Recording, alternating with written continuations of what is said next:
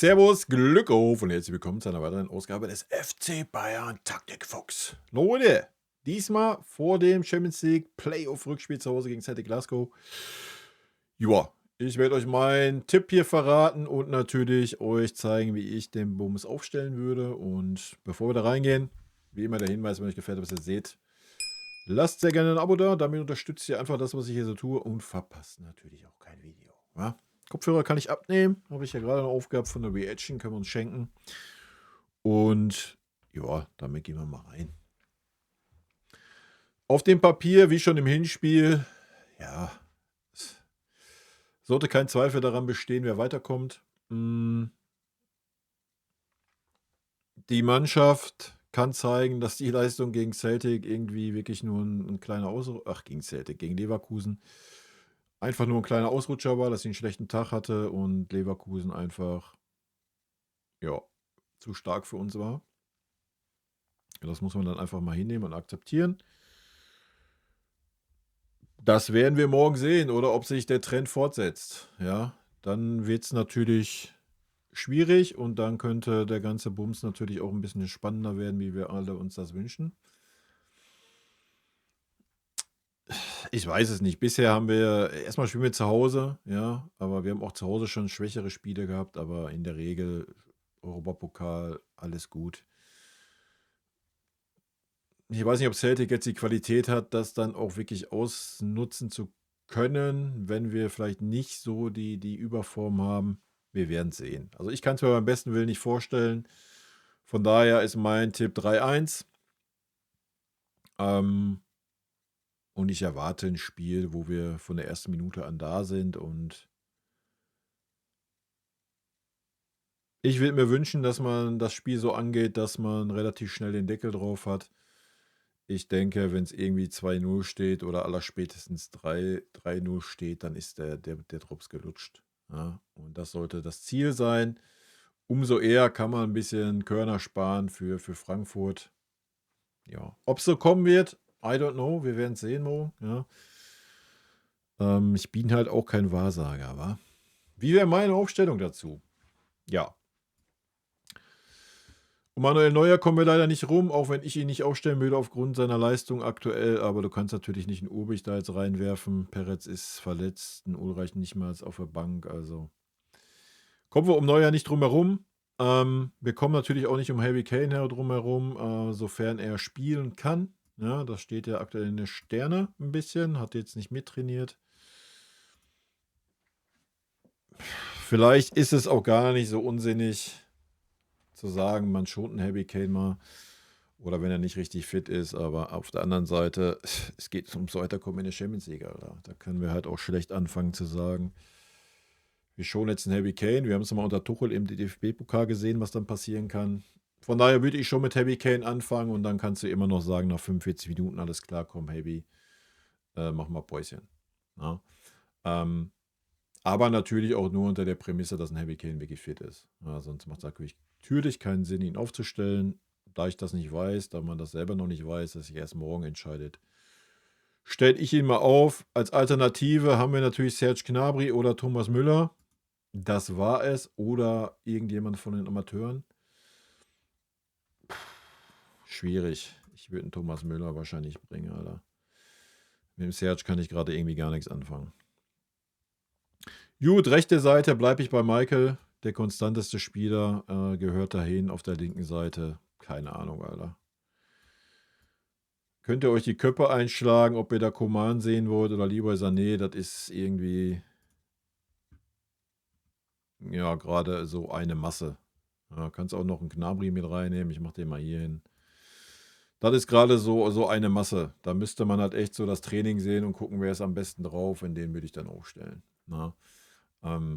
Das ist jetzt nicht mehr so, dass da irgendeiner besonders heraussticht. Coman hat es defensiv gut gemacht gegen Leverkusen. Auch unser Sané war engagiert defensiv. Von daher, einer von den beiden wird bei mir da auflaufen. Gut, in der Mitte müssen wir halt hoffen, dass Musiala mal wieder einen guten Tag hat. Mal wieder seine Form wiederfindet und ein bisschen seine Star-Allüren abstellt. Ja, das wäre schön. Auch da wird ihm wahrscheinlich irgendein Spieler von Celtic Glasgow auf den Sack gehen. ja, bin ich sehr gespannt. Hm, Der Vertrag kann es ja jetzt nicht mehr sein, aber der Vertrag war es ja anscheinend auch vorher nicht, weil der Vertrag ja anscheinend schon lange fix war. Ja. Also von daher zählt die Ausrede eh nicht. Ja,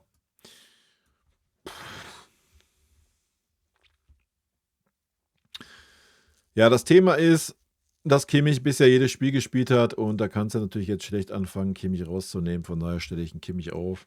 Ähm, und bei mir weiterhin ein Conny Leimer daneben. Ja, Pavlovic hat mich absolut gar nicht überzeugt. Da fehlt gerade viel, viel. Entweder ist es eine Vorgabe, er soll so viel quer und nach hinten spielen, das weiß ich nicht. Deswegen möchte ich ihm das gar nicht ganz so anheften, aber ansonsten ist das gerade alles Querpass-Toni-Fußball, was er spielt und nichts mit Zug zum gegnerischen Tor, nicht mit irgendeinem Pass mal in die Tiefe, auch wenn er vorne am 16er ist, dann wird es quer einfach weitergeschoben, die Verantwortung, da wird kein Schuss mehr genommen. Da wird auch nicht mehr durchgegangen bis in den 16er rein, um da mal zum Kopfball zur Stelle zu sein, was er sonst immer getan hat. Deswegen weiß ich nicht, ob es vielleicht eine taktische Anweisung ist, was sehr gut sein kann. I don't know. Wegen mir. Bei mir wird ein Conny Leimer da auflaufen. Ja. Goretzka für Kimmich als Alternative und dann geht schon in die Innenverteidigung rein. Da würde ich mit Minjay spielen. Es sei denn, er ist nicht fit, aber ich denke, wir werden nicht so defensiv stehen oder so auf Sicherheit gehen, wie wir es in Glasgow getan haben. Dann ist Eric Dyer vielleicht die bessere Alternative. Ja, da gehe ich mit. Aber ich würde das Spiel so angehen, dass wir es in der ersten Hälfte safe machen. Ja? Also feuerfrei, das Publikum mitnehmen, das Stadion mitnehmen, ist ein Europacup-Spiel. Gucken, dass wir 2-3-0 in die Halbzeit gehen und dann ist der Bums gegessen und dann kannst du immer noch anfangen, da punktuell den Schongang reinzuhauen und die Spieler auszutauschen. Von daher würde ich mit Kim und Opa anfangen, weil Kim schon für mich der Stärkere ist, wenn wir mehr pressen. Ja. Und mehr nach vorne wegverteidigen wie ein Eric Dyer. Aber auch ein Eric kann das, mit Sicherheit. Hat er ja schon das eine oder andere Mal gezeigt. Ansonsten sollten wir ein bisschen defensiver stehen wollen mit unserer Viererkette, ist natürlich Eric Dyer auch noch eine Startelf-Option. Ja, bei mir wird auf der rechten Seite ein Rechtsverteidiger spielen. Und zwar Josip Stanisic. Punkt. Und die Alternative ist natürlich Boe. Und auf der Linksverteidigerpose, ich weiß nicht, wie weit Davis schon wieder fit ist. Ito. Fertig. Ja, ist natürlich dann ein gewisses Risiko. Ito natürlich auch nur unter dem Gesichtspunkt, dass er das verpackt. Ja, er hat jetzt gegen Leverkusen gespielt, war lange Zeit raus. Ich weiß nicht, wie fit er ist, um dann zu sagen, jo, ich kann jetzt nochmal gegen Glasgow auflaufen, das weiß ich nicht. Ansonsten Alternative Fonzie Davis, weiß ich nicht, wie fit er schon ist. Ansonsten würde ich einen Stunny auf die linke Seite ziehen und Boye auf die rechte Seite stellen. Ganz einfach. Rafa Guerrero würde ich nicht aufstellen. Das hat mich einfach die letzten Spiele nicht überzeugt, schon gar nicht als Linksverteidiger. Wir können darüber reden, einen Guerrero aufzustellen, dann als Rechtsverteidiger. Ja. Das ist mit Sicherheit auch noch eine Option, aber so wäre es meine Startelf. Ich denke, da ist jetzt auch nichts groß Überraschendes dabei. Wie auch, ja. Ja, natürlich haben wir viele Optionen, aber diese Optionen sind gerade nicht so, dass man sagt, boah, geil, das ist wirklich eine Option. Ja?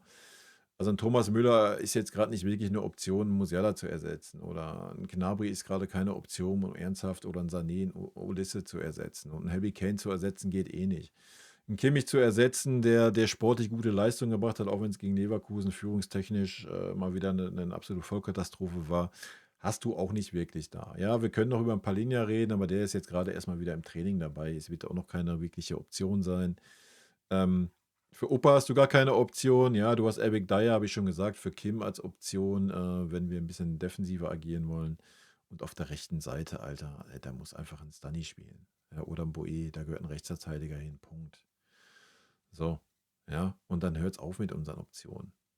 Ja, du hast halt keinen, wo du sagst, Vielleicht die Posi neben Josh im zentralen Mittelfeld, da kannst du sagen, jo, das ist so auf Augenhöhe zwischen den Spielern, die da rumeiern, aber ich würde da einfach mal einen Conny Leimer sehen wollen. Ja, dann könnte ich mir nämlich vorstellen, dass man sagt, oh, ja, das ist jetzt der Conny.